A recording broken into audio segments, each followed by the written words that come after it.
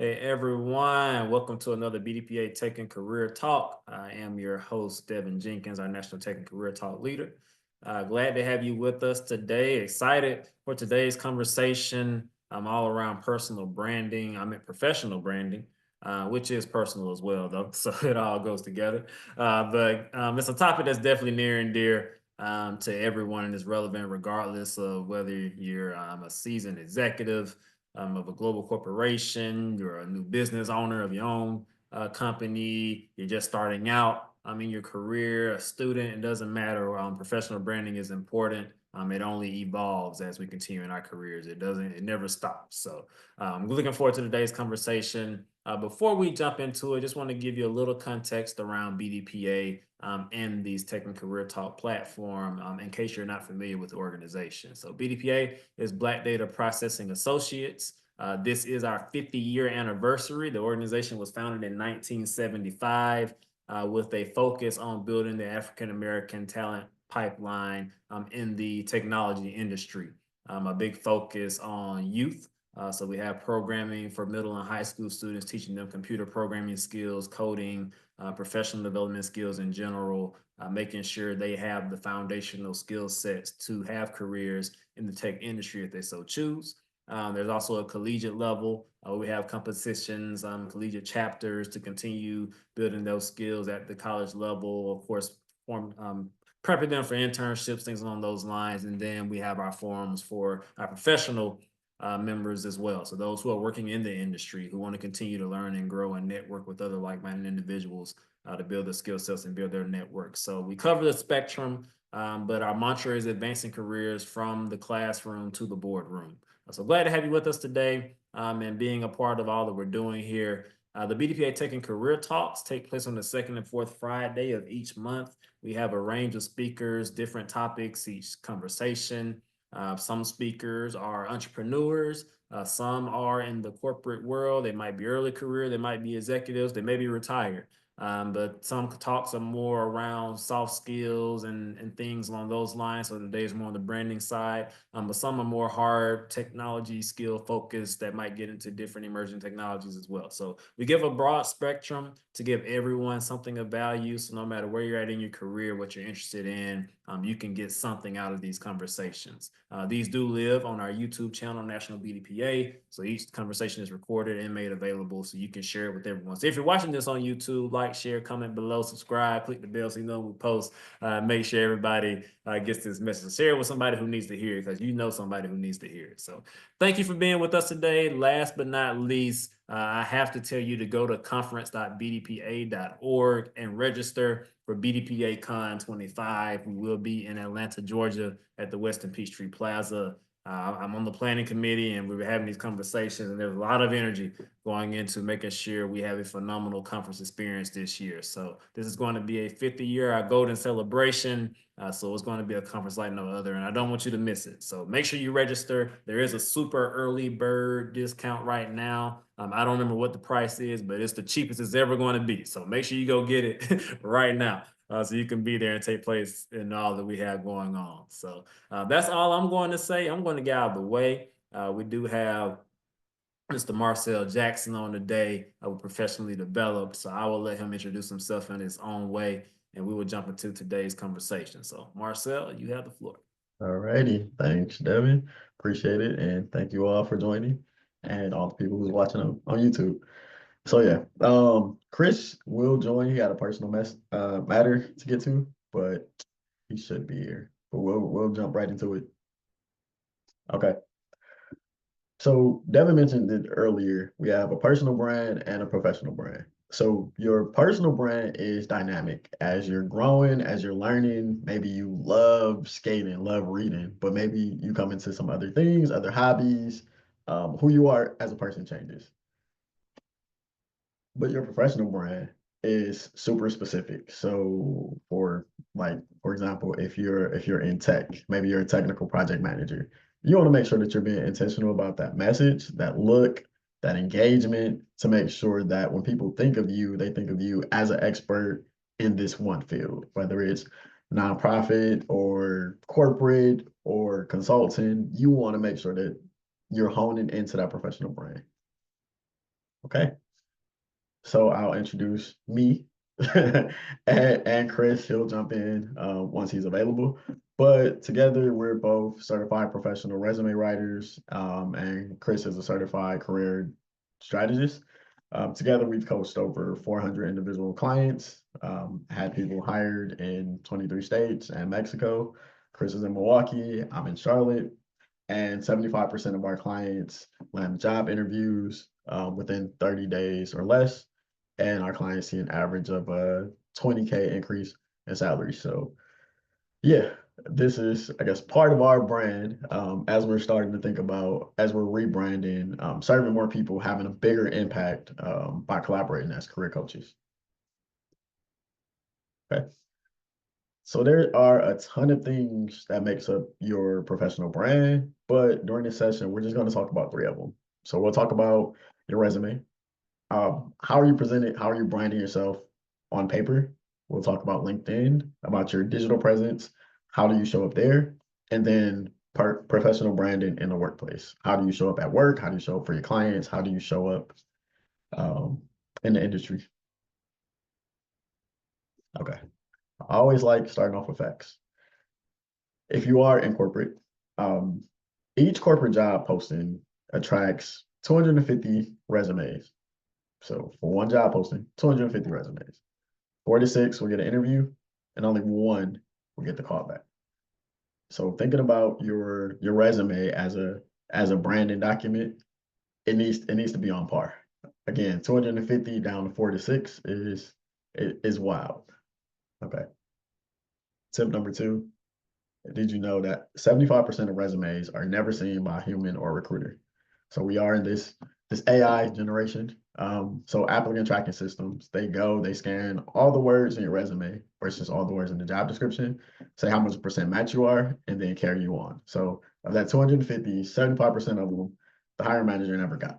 So we want to make sure when you have your resume that it's branded accordingly.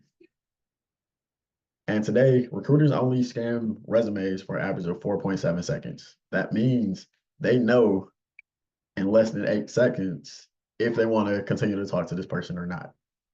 And the last point, resumes are not legal documents, they are branding documents. So when you have a job, even though you have to submit your resume, you filling out the application, that's your legal that's the legal document between you and your employer. Your resume is strictly a branding document. And I love this graphic. Do you want your resume to look like a ransom note? Uh, Hopefully everybody says no. I mean, if we have to say it, a resume is simply a sales pitch. If you're thinking about, hey, I'm right here and I want this next role, this next opportunity, and everything else, how am I pitching myself to this employer, to the hiring manager, to the department? So this is my resume, and we'll go over 5 sections that every resume should have. The first one is the contact information. So make sure that your name is the biggest thing on your resume and that you have your phone number, your email address, and your LinkedIn. So I worked with some other career coaches and staffing agencies. They said, hey, if the person doesn't have the LinkedIn profile on their resume, don't even look at them. So this was caught me by surprise. When we're thinking about the contact information, is having that is extremely important. And I would say, please check your emails. As professionals, we kind of live and die by our emails. I remember back in college, I missed out on a opportunity, a scholarship, and an internship because I wasn't checking my email daily. So I would say whatever email you're putting in your contact section, make sure that you're checking it daily because that's primarily how they're going to reach out to you. Okay. Section number two is a qualification summary. Now, the objective statement is old. We know your objective is to get a job. Again, we're thinking about the qualification summary as the trailer into your resume. I compare it to social media a lot. So some posts you're going to scroll, you're going to stop on, other ones you're going to keep going. So think of this as a trailer to your resume, telling them who you are, how many years experience you are, how many years experience you have, and what's your goals, what's your aspirations, and What are you doing? Are you a leader? Were you able to drive revenue? Again, we're competing with that 4.7 seconds. So they're gonna go, they're gonna look at your resume, 4.7 seconds, they're gonna keep moving. So what we want them to do is stop on your resume and continue to have them scroll down. So that qualification summary is super important. Okay. Number three is skills. And we need that toward the top of your resume. Skills are super important just because when you go, when you go and have different job requirements on the job description, they have desired characteristics, everything else. They're looking for those exact words. Again, 250 resumes for one job opening. So some of the same things that they have in that job description, as long as it applies to you, go ahead and put it on your resume. Because what it's going to do is going to increase your chances of being um, of your resume, making it past the applicant tracking system and moving on to the recruiter. Again, we're trying to be in that 70, we're trying to be in the 25% because again, 75% of resumes are kicked out. And it's simply because they scanned your resume, they looked at all the keywords in the job description.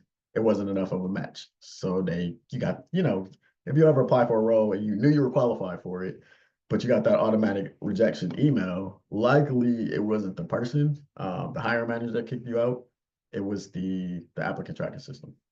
So skills is super important. Number four is experience. Pretty much the resume is, and I'm assuming most people are professionals that have resumes. So that's why I'm not going through like every single thing, but I am highlighting the different sections. Is experience. So you want to start with your most recent experience and work your way back. So this is called reverse chronological order. And you want to really focus on the content. And I'll talk a little bit more about that, but focusing on numbers. We want to know where you were, how long were you there, and what did you do? What did you do? What did you accomplish while you were in that role? And then fifth is education. So make sure that you put your education there. I know I've also worked with different clients who partially completed degrees. We can put that there. We'll talk about how many credits did you earn and everything else, but we want to make sure that you have your education section on there. Okay. And there's other things that you can do. As you can see, certifications, career highlights is something that I have on my resume. Also, special projects are other things. So there are other things that you can add to your resume, but these are the five like must-haves for your resume. Now, content. And I actually just love the way that this is stated. It says hiring managers know you're responsible for projects and assignments. Instead of describing what you've done, state how well you've done it. So these are called accomplishment statements. You went, you had a role. What did you accomplish there? Again, the thing that I hate to see on the resume was responsible for this, responsible for that. What was the impact that you had on this company? Clearly, they have you working on different projects. So what was the impact? What was the desire? What was the target? And make sure that you start each one with an action verb and make sure that you mix it up. So we will actually go into some different examples for this. And I won't read all of these, but we can see when we actually start to lead with our metrics and what we were able to accomplish, we're able to tell a better story. And this all goes into who you are, like branding yourself on paper. So a less effective statement, and these are all real life examples from clients, establish new accounts and services accounts by identifying potential customers. Okay, I kind of know what this person is doing, kind of makes sense. But once we start to add an action verb and then also add numbers, interface with 100 plus customer leads and maintain a conversion rate of 50%. This is telling me a lot more about this person. Like not only are they working with new accounts, new clients, what's the volume? So if you're working with hundreds of clients, let's say that, and if you're converting 50%, then I know, hey, I can go put this person in a sales environment and then they can convert. So we want to make sure that you're being super specific and calling out your different accomplishments within the resume. Another one, I'll read number four, input customer data into the company's database. All right. Okay, a little bit less effective. But if we went to entered 50 plus records into the database daily and maintain 100% accuracy. Okay, so I know about the volume, how many records am I actually putting into the resume, and this person is doing it with 100% accuracy. So I'm thinking about quality control and anything else. Then I can, yeah, I have a little bit more confidence in this person and their ability to go and get things done. So, any questions about accomplishment statements?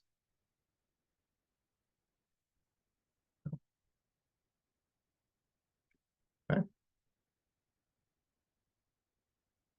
all righty. Okay, and here's just some more resume tips in general. We want to make sure that you check the spelling and your grammar twice. We don't want the only reason that you don't get the call back or you don't get the job is because you had a typo in your resume and the other person didn't. Right. Number two is spell out the abbreviations and acronyms. So we want to assume that the person doesn't necessarily know what you've done. So especially if it's your first time using this acronym, if you're putting in BDPA, right? Let's spell that out first, just so we're not leaving any confusion there. Number four is super important. Make sure that you're including your LinkedIn or professional portfolio. So if you're working with like more artistic clients, or maybe you have a different GitHub, like different coding projects and everything, you can definitely just add different links to your portfolios onto your resume.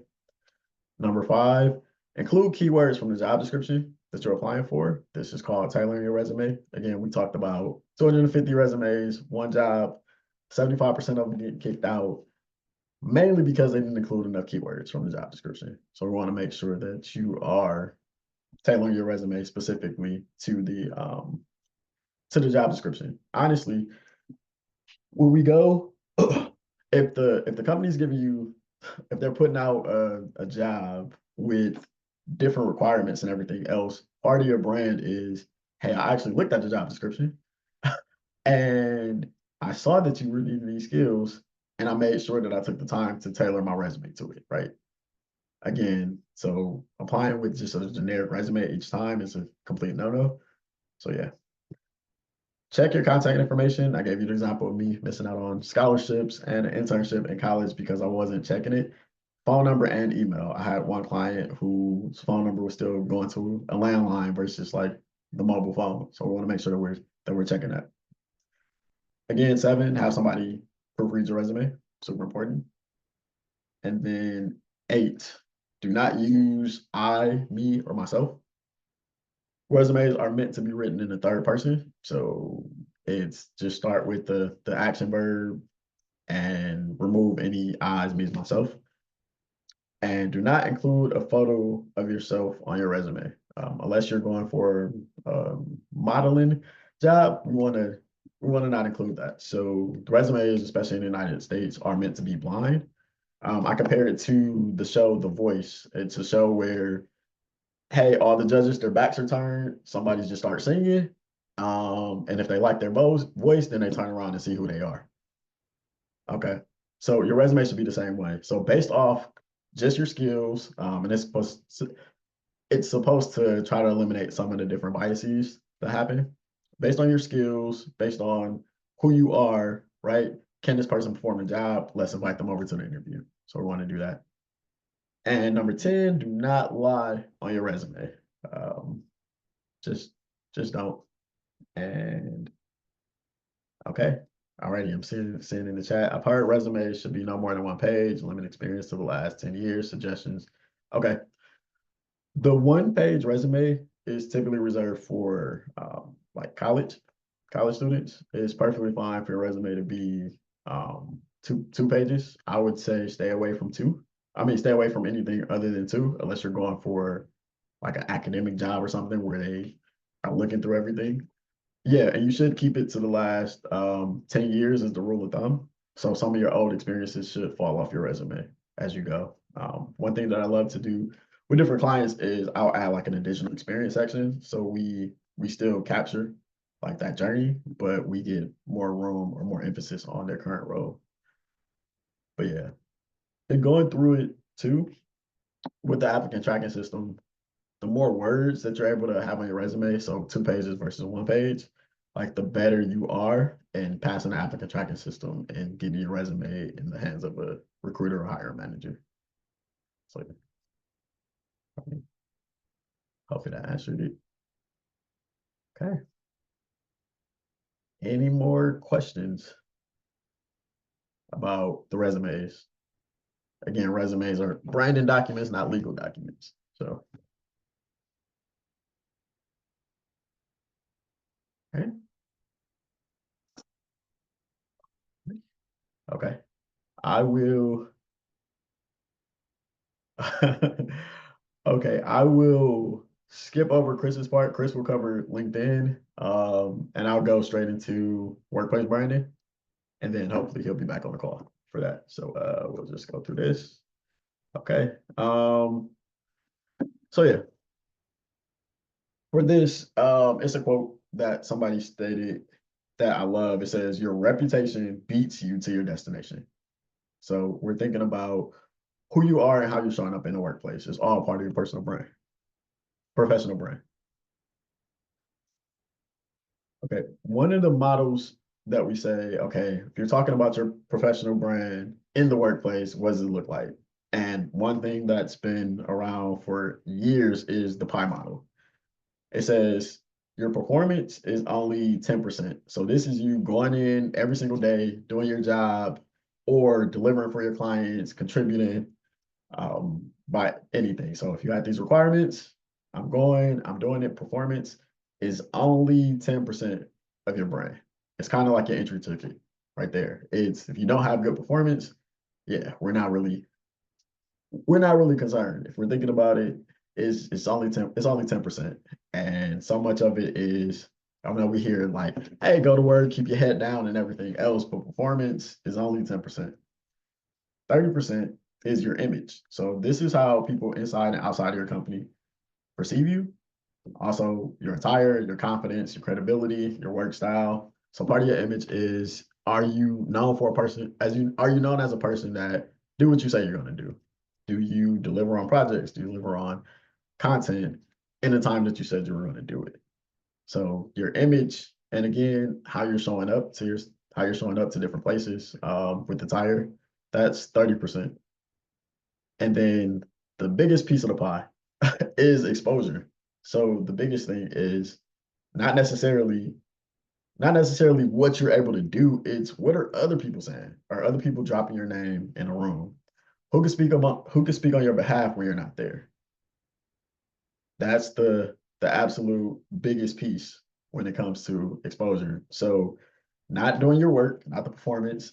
Your image is only 30%, but being able to network, being able to go to different places and have people reach out to you or speak on your or speak on your behalf, that's the biggest piece. Did this surprise anybody, or we're kind of already familiar with it?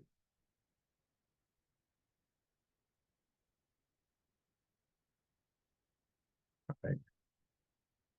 I know I'm not surprised, Sal. I know You're I'm not not surprised? surprised. Okay, cool. All right, we'll do this and then we'll go back to LinkedIn. Chris, yep. Never heard of it. Okay. Yeah. So pretty much exposure is the biggest part of your brand. So if you're going to spend time and energy, it's talking to other people to make sure that they know about your performance, they see your image, and they're willing to be like bet their reputation on your reputation and what you're able to do. Okay. Heard of a five. And I kind of jump in one more quick cell. I know I just jumped in, Marcell. Yeah. Kind of Yeah. jump in? Yeah, yeah. So good afternoon, everyone. Chris Smitherman here. Appreciate the patience. Apologies, had a personal thing I had to handle. But I know with the pie model, something my manager always told me was when it came to my performance review, right? In these organizations, they have tiers of, average, needs improvement, and then like the exceptional level. And the thing that always got you to the exceptional level was basically, he said, Chris, you get there by who's talking about you and what are they saying. He said that's really it. So in order to get to that rating, that really is that about the exposure and image part. You do your job great, that's awesome, but it's really what are the things that people are saying about you in the room when you're not there, and that's what will elevate you as the most important thing. So seen it plenty of times where people do their work, put your head down, it's great, but if you're not talking about you, you can't elevate. So make sure folks are talking about you and they have good things to say. It's great. Okay. Righty. Okay. We'll talk about executive presence. That's something that we hear about all the time. That, hey, do you have executive presence? Again, so people with strong executive presence make others feel at ease and drive results through influence rather than authority. So being able to go to influence other people within your organization, influencing customers, like all of this is super important. So some tips that you can do is master your presentation skills. Like raise your hand to go to lead the presentation, to put it together. People who can master their presentation skills, they're instantly seen as like executive presence. This is somebody that I can trust. This is somebody that can lead. This is somebody that can influence. Also, executives, they maintain composure under pressure. So if we're thinking about state of the world, political climates, I know it's different. I was speaking to a colleague earlier, and they said, hey, it's a reduction in force happening and everything else, or layoffs, but how are you maintaining your composure under pressure, right? Also, learn to command control of a room. So, and I know depending on who you are, introverted, extroverted, that this might be hard, but when you go in, can you take control of the room? Can you start to lead the narrative? Can people trust you? And then also exude confidence, but not arrogance. Like like you got the skills, you have the skills, you have the experience. Again, like you know what you're talking about. This is your field and your professional branding. So we can go ahead and we can lead, but it's not necessarily being arrogant, like you have all the answers. And then practice and perfect your elevator pitch. You never know where your next opportunity, your next client, you never know who's that going to be. So you want to make sure that you're practicing that, depending on, it might be somebody on this call right now that you can network with. So yeah. Anything else about executive presence, Chris? No, you covered it. I think that's great. Okay. All right. Now we'll talk about digital presence, and I guess this will be a good segue back to LinkedIn. A big part of your brand, especially in this digital age now, is how do you show up online?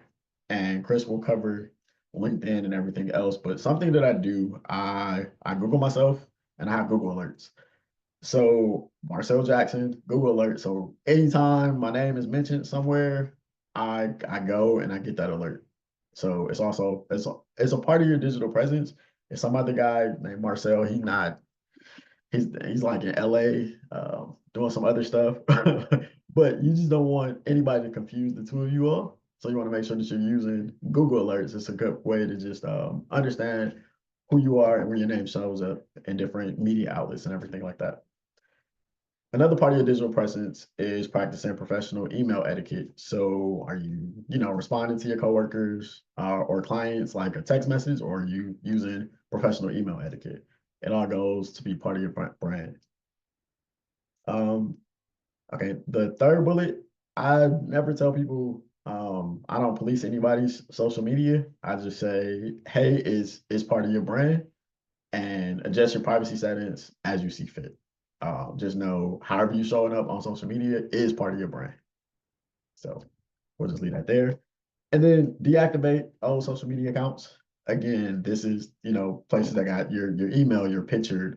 If they're old, if they're no longer part of your brand, just make sure that you go and deactivate them, and then make sure that you're leveraging LinkedIn. Anything else on digital presence? Yeah, no, I was going to jump in and say, I think this is really important. I mean, I could speak on it directly, right? So, back when I was in college many years ago, I had a Facebook page, and I was known as the guy on campus who always shared the crazy Facebook posts. Like literally people who I barely knew was like, Chris, your Facebook is crazy. You always sharing, crazy things. And, I had to strategically think I think it was my sophomore, junior year, I actually made another Facebook page, and I wasn't really ready to go cold turkey. So I had two pages, but eventually, I think it was my junior year, I deactivated that other page because I said to myself, hey, I don't want this to be something as a burden or something there or whatever that my professional brand is. So again, it comes with maturity, different things like that. But that's how you show up when you look at, look to employers. People are nosy. People want to see who you are, get that sense. And your public or privacy settings also tell something about you and what access you want. It's not something like people are going to spend millions of years on looking, but it is something you have to think about because how you show up there, if it can be seen, that will impact your brand image. So, and LinkedIn, leveraging LinkedIn, which I know that's a great, we can pull it back there. I can talk all about that. Oh, yeah. We'll go there now. Cool, cool. Okay. So listen, y'all, LinkedIn is where it's at. Forget IG, Facebook, and Twitter. Now, I know that's a radical statement, right? But if you look at your stuff, I see raise of hands on the Zoom, but how many of y'all spend way more time on like let's just say an hour a day on IG, Facebook, and or Twitter, now X? Put your Zoom hands up. And I know if you got phones, it can track how much you own your stuff scrolling and seeing stuff. So what y'all think?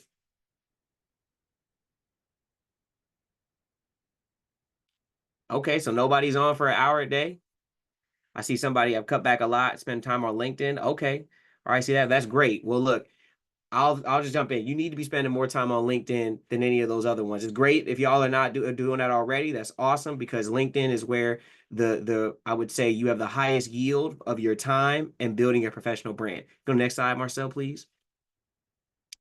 So when you go to LinkedIn, right? LinkedIn, as all of you probably know, is a professional networking social media platform. So it allows you to connect with other professionals, build your brand, share what you're doing at work or volunteer activities, and then also apply for jobs. So it's a great way to showcase who you are, and it's all meant and designed for professional only. So it eliminates that social element. So here on the screen, as you talk about how you show up, it's important that how that presence looks to someone the first time they see you. So on LinkedIn here, you can see you have the option of having a background photo, profile picture, name, note your employer. So I currently work for McDonald's as a national real estate manager, your university, and some other things that you may talk about in interest and how many followers you have, etc. So really functions similar to, IG, Facebook, X, any real social media, right?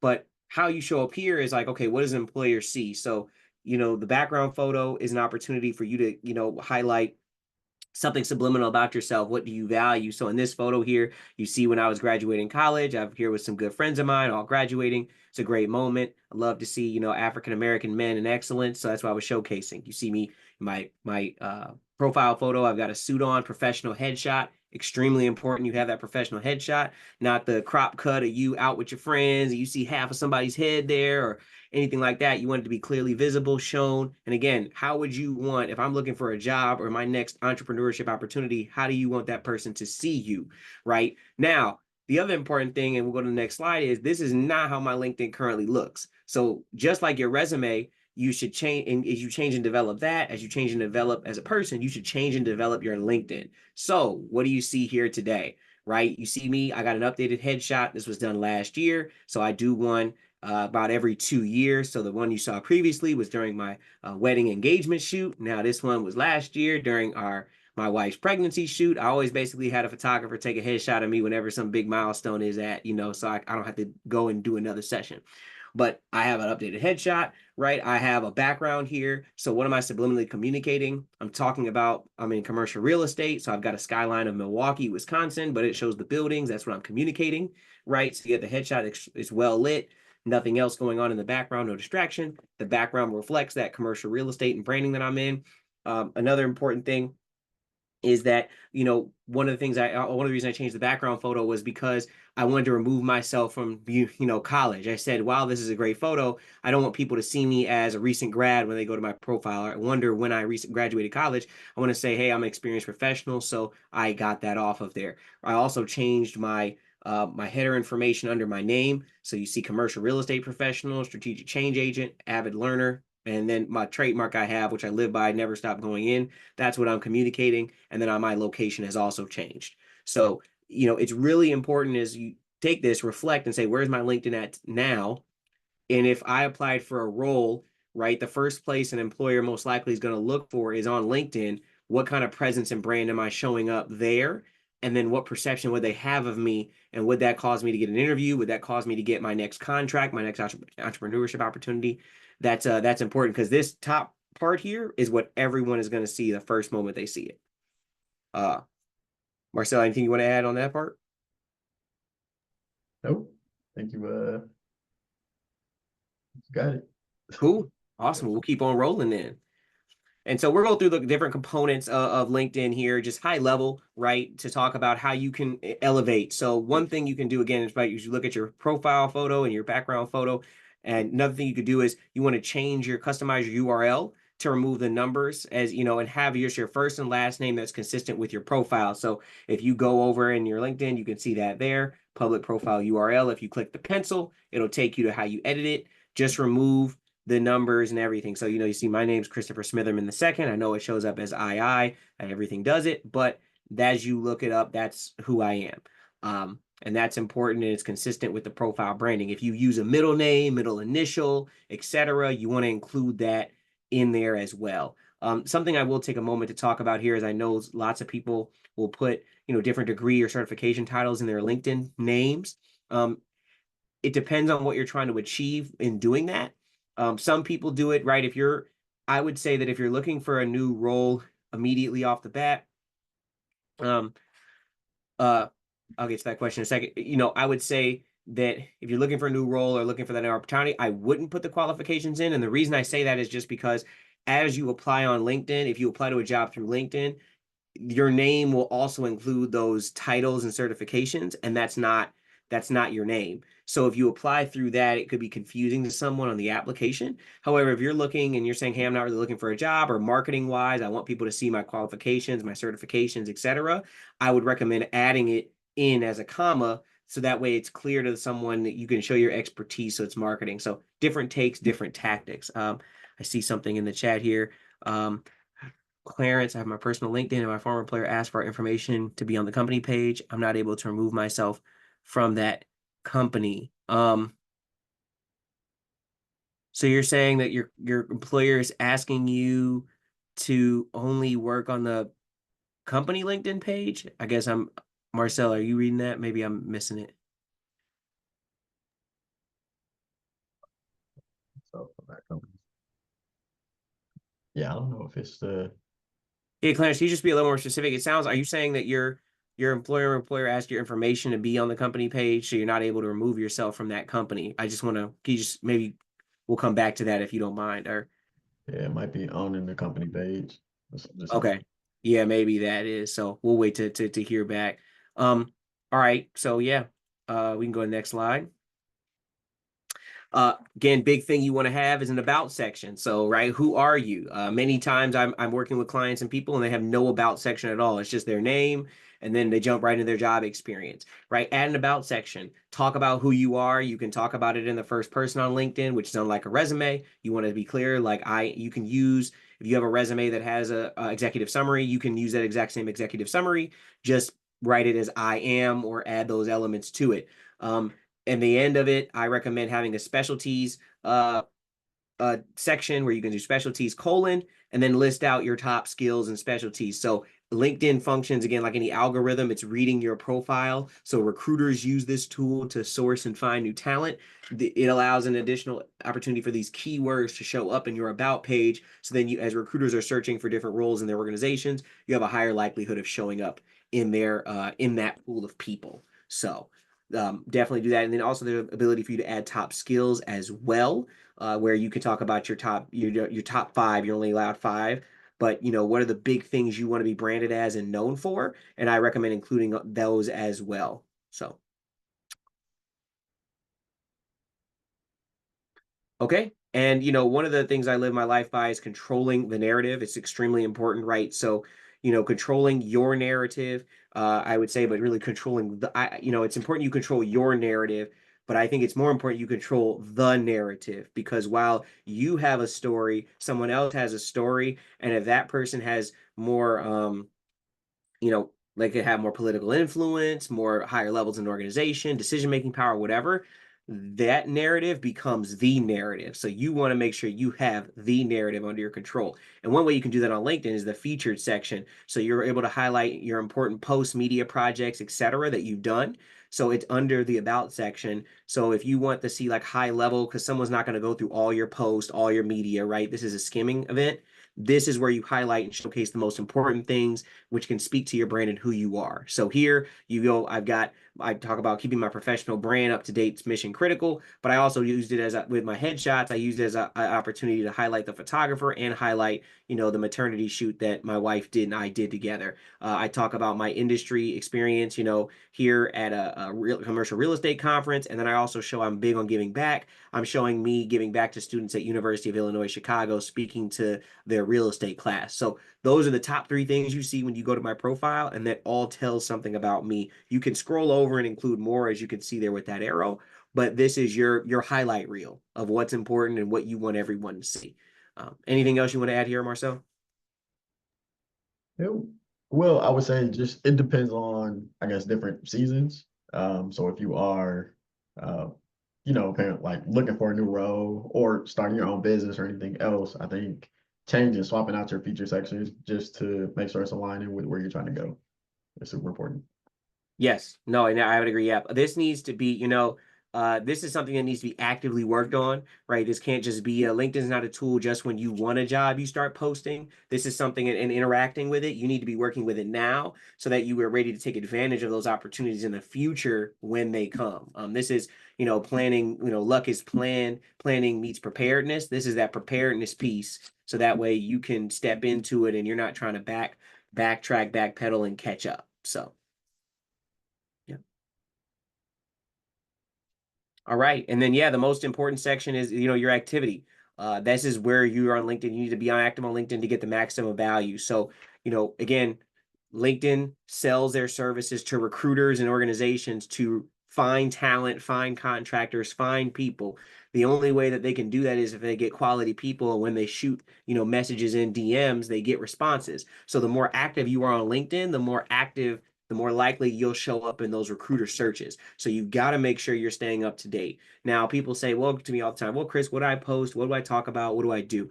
Well, it's like, listen, I think that there's something that we're all doing in our lives that you can post once every 2 weeks. I'm very convinced of that. And what do I mean by that? So in my life, I read a lot of books. I often share the books I'm reading. I do volunteer activities. I share the volunteerism I do. So as you can see here, right, I serve on the North Carolina Central University Real Estate Advisory Board. I just did a talk with them 2 weeks ago at the end of January, posted that. We've got MLK Day. I'm a proud member of Alpha Phi Alpha Fraternity Incorporated. I made a post about that. There's something that we're all doing that we can share that showcases our professional brand here and talk about what's going on. So think about those things that you're doing. Think about those things that are happening around you in the world that you can share and post, because that will speak to who you are as in your brand and also boost your activity ratings up in LinkedIn and in those recruitment pages. So that's what I'm big on, and I definitely am in that photo with the hat on, pointing like y'all got something to say. Y'all got something. Everybody posting birthday pics on IG, birthday photo shoots, vacation trips, all that stuff. Y'all find stuff to post there. You can find something to post on LinkedIn, even if it's work stuff, right? The projects you're working on. Obviously don't share private information, but projects you're working on, really important milestones at your current organization, organizations you've been with. There's tons of ideas out there that you could talk about and consistently share.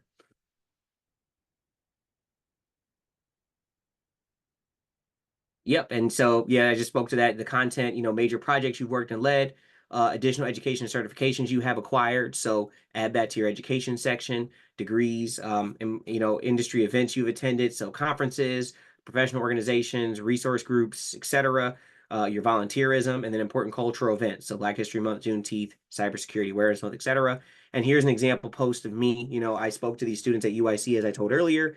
This is just my post saying thank you to the professor who brought me. Thank you to the university. I tagged all of those people in the post because the more people you tag, the more it shows up in their feeds and networks. So more people see it. Include hashtags as well, so you get maximum visibility. And I just said, I was great time talking to everybody, high level. got a great photo of me with the class, asked the professor to do it before I left. Boom, moment in time captured, done. Everybody sees it. So I'm branding myself as a professional in commercial real estate. I'm branding myself as a public speaker. I'm branding myself as an adjunct professor. All of these things there, you're subliminally getting from this. I do agree, Ricardo, with the another idea. You can repost content from other thought leaders, but including your post using AI to help is great. I do think that's awesome. What I will say though is that does you need to mix that in with your own content, because that gets old real fast, in my opinion. People can see that, etc. And I want to see what you're doing, not just what others are doing in your comments. So yes, put that in the mix. But I see too often people getting focused and just on that piece, or just reposting without comments or commenting on other stuff, when it's like, hey, I want to see what you're doing too. So yep. And again, getting noticed is important. This is a real message. This is proof, like a real email I got from a company. They were interested. They just slid in my DMs and said, look, we looking for people to do this job, whatever. Here's the pay, here's whatever. Are you interested? And that was just from me being active and then seeing my profile. So you want to showcase that professional brand. You want to connect with your organization, showcasing the mission and values, and you want to share your accomplishments, awards, and milestones so you can get noticed. And that next opportunity, you don't have to knock for that next opportunity. They'll come knocking on your door for that next opportunity. So, yeah, anything else you want to say, Marcell? Yeah, I agree. And that's how I think about LinkedIn. I was at a conference and someone told me that. They said, hey, we'll just talk about it in the lens of like job seekers.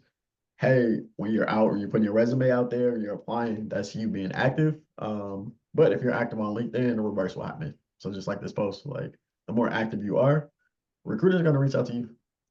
So you don't have to Yep. do as much work. So yeah. Yep. All righty. Final thoughts. And then we'll open it up to questions. I know we're almost out of time. So you transfer a customer 4 times to a different department and she never has her problem solved. That's your brand. You get a phone call at the end of the day and you walk out the door. As you walk out the door and you stay a little bit longer to resolve the issue, the customer is delighted. That's your brand. You step in the elevator with a senior manager and she asks what you're working on today. You say nothing much. That's your brand. Step in the elevator with a senior manager and she asks what you're working on today. And you talk about how you're analyzing trends to drive productivity in your team. That's part of your brand. So it's always the little things too that contributes to your brand. And again, we talked about you on paper, your resume, you online, specifically LinkedIn, and you're in the workplace. Okay. Righty. If anybody wants to come off mute, if I have any questions. Thank y'all. Listen, we Yeah, love questions. We ready to answer them. So, yeah, if you don't want to come off mute, throw them in the chat. yeah. Or I have a anything. question. Yeah. Good afternoon, everyone. So I know the question earlier was about not putting experience of over 10 years or kind of summarizing that in like additional experience. What if that position is super relevant to the position that you're currently applying for or similar, and you don't want to minimize it to just like additional experience? How do you handle that if it's still more than 10 years? You want to give it a go, Chris, or not? Well, I think I can give it a go. I mean, I know one of the things, I don't know how you feel about this specific, Marcell, but I think that there is something to be said where if it was 10 years ago, what you did then, while it may be more aligned with what you're looking for today in a role, the question is how much has it changed over the last 10 years that, is that the most important thing to highlight versus the recent experience? I do think that it's relevant to include that. And I think we can include it. I would probably work to include it in the executive summary type, with previous experiences and highlight it there, as well as include the additional experiences too, just so it's clearly at the top of at the top, and also more expounded upon later, so it pulls their interest and gets them interested. But and also trying to pull the skills out. But that's how I would handle it. I also think it's kind of situational specific, because I could think of some industries where it's more relevant to include that content than others. But that's how I would handle it in most instances. Marcell, what would you say? Yep. And I showed my resume toward the top, the career highlights. So I would definitely highlight it there, but I will also leverage part of the cover letter as well. And I would say, even if you're applying to a role and it doesn't require it, still have it, because I think you can speak directly to it to show how that experience was aligned. Okay, I like that because I think that's a good point that things have changed so much in a decade. So making sure that those skills that you've gained are relevant and sharp, it makes sense. Okay. I had another question. Yep. Thank you all both. Sam Nixon, good afternoon, everyone. Morning to those who are still in the morning time. Question is, if you got more than one area that you operate in, and when it comes to the resume, and as well as online presence, for example, and I'll just use one thing. I'm in the teaching area, so I do educational teaching, profession, those areas, but I also do consulting and global development, for example. I'm involved in doing some missions work and working in different countries. So if you got different activities, how would you suggest you think about the contextual piece when your resume is, when you're using resume in two different kind of context before? So you're applying in one case, where I've done adjunct teaching and done teaching in terms of community-based teaching in those areas too, but also do development in terms of projects and programs in countries around the world. So how would you suggest that kind of thing when you're open to either of those roles as far as opportunities to use and leverage your skills? Yeah, I'll speak to the resume, and then Chris, I'll let you speak to LinkedIn. But I would say have two separate resumes that's highlighting highlighting the different skill sets. So my main resume is me, engineer, tech, and everything like that. But I also taught part-time, different high schools, different accelerators, and everything else. So I know when I was applying for another teaching role, like at Marquette, I put out all my different teaching experience and everything else. So I have my resume focused on there. So I have like a student focused resume, but I also have like my technical resume. So I would say just having the two different documents, because if they're that different, like what you're applying for, like they're that different, what you're applying for will be different for each one. So I would say just kind of keep two running documents. And I'll let you add, Chris. Yeah, and I can have for LinkedIn, it's more holistic. So it's really you as a brand, you is what you're doing. What I would say is you want to have some type of focal point on your digital presence. So if there's something you do more of, right, if you're doing more global development versus adjunct teaching, for example, I would make sure that the primary focus is evident and clear on your profile. And then you can have those, uh, you know, uh, I'd say extra things that you do showcased and highlighted, in different areas and from time to time. But you have a point, right? So I'm very big on like I'm going to be starting my journey being an adjunct professor here in the fall. But that's not my main focus. My main focus is commercial real estate. So most of what I highlight is commercial real estate focused, and then the adjunct professor in material and teaching and that what will be there, but it'll be in it, as not as important or as forefront as the commercial real estate. Okay, yeah, that helps because I've been doing some of the major part of saying a global educator, because some of the teaching I do is in areas that I do project development and things overseas. So I've been doing some cross pieces of that, but I wasn't sure just how distinct to keep it, because projects and programs I do aren't always in the teaching aspect. But the teaching and consulting I do is, it varies in the STEM areas there. Okay. Thank you. Thanks for the question. Hey, Chris, there's one last question in the chat, and then we can pass it back over to Devin. I'll let you take it. Cool. What's a good primary stress role change with the company? Mainly if you started in less technical role and technical aspects, you're still asked to perform. That's a great question. I have, I guess I can speak on my experience doing this, because I transitioned from operations department into commercial real estate. What I would say is, and I don't know if it's I don't know what the time frame is, I would say you definitely want to be more than a year in role before you start discussing that, because the first year in role is really what it takes to get like, say, hey, I got the job, I know what I'm doing, and then you can have a track record of success in that role. So you showcase that. But I would also say that, know your organization's culture and their cadence, right? If you are asking the question and you're saying, if you're looking for that next role and you're saying, okay, here, here's what I have, here's what I'm doing, right? I have these skills and competencies, I'm ready to step into that. Make sure you have that conversation with your manager and leader and say, look, I want to do this job. Here's what it's asking me to do. Here's what I believe I'm doing right. Here's my examples of what not doing right, but here's my examples of my demonstration that I have these skills and competencies. Is this something I can step into now? And then based on that conversation, you can decide, from there where you go. I definitely would say, focus on a year and a track record of success before you do that. I know some organizations move faster, but after 12 months, to me, I don't think it's any problem, especially if you're very confident you have what it takes to do that role. Like, start the conversation now, because even if you get a no today, you want to plant that seed in your manager's mind. So the next time an opening's there, you can be like first on the list or who they think about to step into it. Marcell, you want to add anything too? Yeah, I had a follow-up question or comment, actually.